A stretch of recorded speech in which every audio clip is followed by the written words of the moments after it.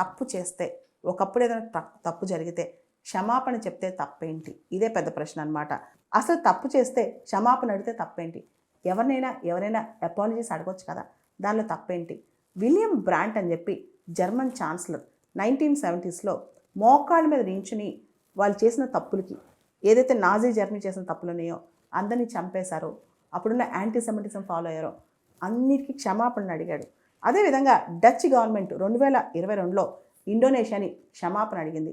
అంతెందుకు, కొమగట్ట మారు ఇన్సిడెంట్ ఏదైతే షిప్ ఉదంతం ఉందో, ఇండియాకి ఆ షిప్ని తిరిగి పంపిస్తే చాలామంది బడ్జి కలకత్తా దగ్గర చనిపోయారు షిప్లోంచి బయటికి రావని చెప్పి. కెనడా వాళ్ళు అప్పట్లో కెనడాకి ఇండియా చాలామంది భారతీయులు, సిక్కులు ముఖ్యంగా కెనడాకి మైగ్రేట్ అయ్యి వెళ్ళడానికి ప్రయాణం అయితే ఆ షిప్ని అప్పట్లో ఉన్న కెనడాని పరిపాలిస్తున్న బ్రిటిష్ అధికారులు తిరిగి పంపించేశారనమాట. దాంతో ఆ షిప్లో వాళ్ళు చాలామంది చనిపోయారు, మేము బయటికి దిగమని చెప్పి. అప్పట్లో Canadian prime minister Justin Trudeau కూడా 10 సంవత్సరాల క్రితం దీనికి సారీ చెప్పాడు, అపాలజైజ్ చేశాడు.